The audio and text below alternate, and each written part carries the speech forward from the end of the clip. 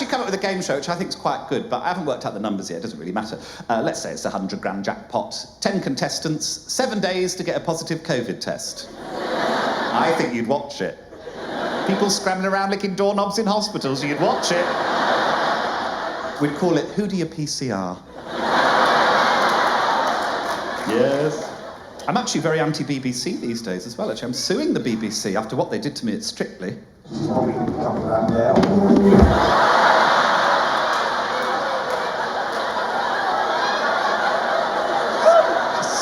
behaviours.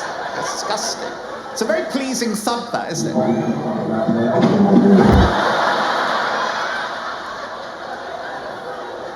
Very right-wing, very right-wing. I've lost fans because I'm so right-wing, because Boris Johnson, who's my ride or die, when he was Prime Minister, for the first time, just in case, they can cut it if it doesn't happen, when he was Prime Minister, I like to be supportive of him, you know, I like to do a supportive tweet to him when he did Prime Minister's questions, this sort of thing. Don't let them get to you, babe, they're just jealous.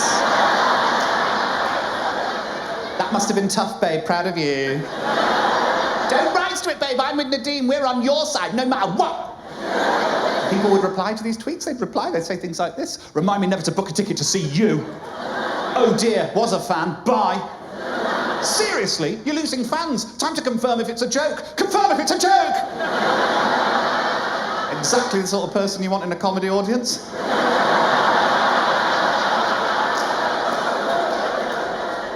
No! I will never confirm if it's a joke.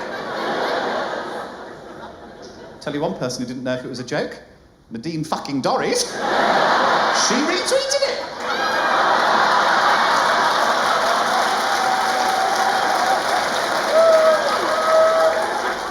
She was the Minister for Digital. Thick as mince. Very right-wing. I worked in the heart of government for a while, actually. I worked with Sue Gray on the Partygate report. Love Sue Gray. She loves a blue WKD, you just wouldn't think it.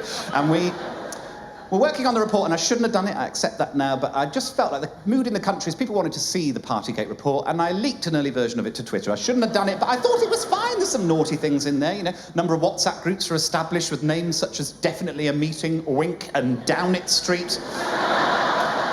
One minister insisted everyone get on the table and sing Pure and Simple by here, so it's absolutely fine, it doesn't matter. I won't tell you the next one, actually. I'll let Jeremy Vine tell you this one. And then he says, before one of the gatherings, somebody who worked with the Prime Minister insisted everyone be tested, and their nickname became Twatteral Flo.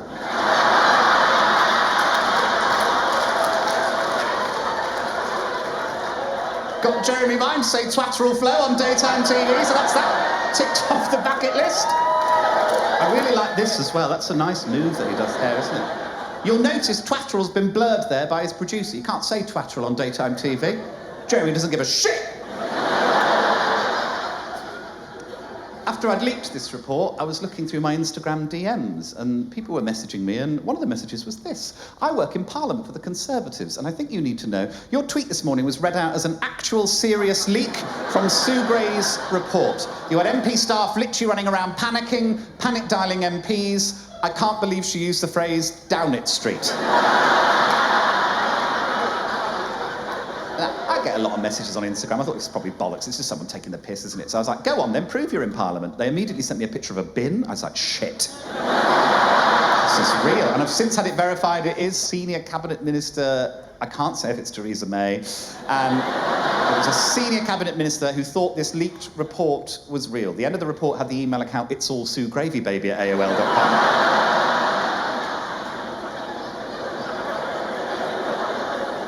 That whole week was crackers, but the Friday got even more crackers, and I haven't talked about this publicly, actually. Late on the Friday, I got an email from the Prime Minister's secretary with a letter from the Prime Minister, which I've had to redact for legal reasons, but I'll show it to you because I like you. Just don't tell anyone. It was a very simple letter. All it just said was, confirm if it's a joke!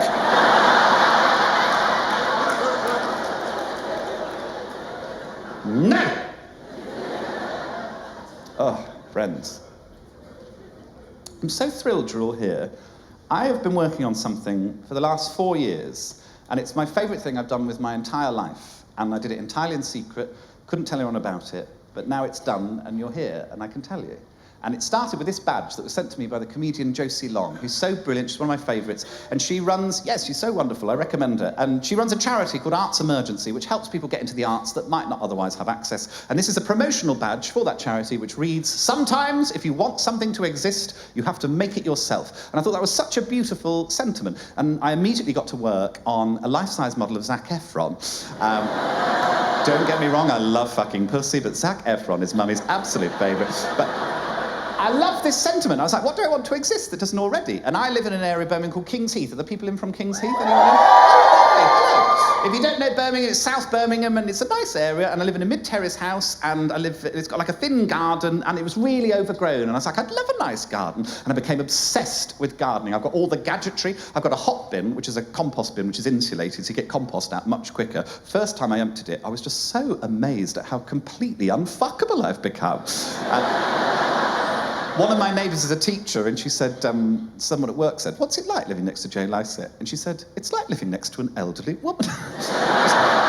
It's so accurate. I'm in the garden the whole time. If you follow me on Instagram, you'll know I love my gardening. I'm always posting about it. And it's always sort of needlessly offensive posts, just this sort of thing. I just call them all slags, big-titted slags. This is a squash, looks like an upside-down chode with a baggy foreskin. I know what that looks like because I've met your dad. Just needlessly offensive posts. And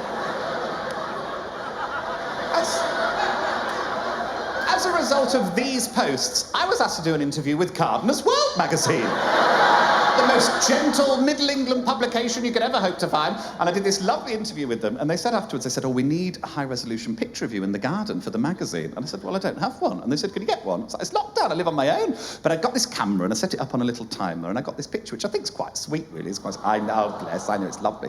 And they said, "Oh, it's lovely. Who took the photo?" For a laugh, I said it was Lisa Scott-Lee from Steps. I don't know why I chose Lisa Scott-Lee. I'm sat on some steps, maybe it was subconscious, I don't know. Magazine comes out, they printed her in the magazine. She lives in Dubai.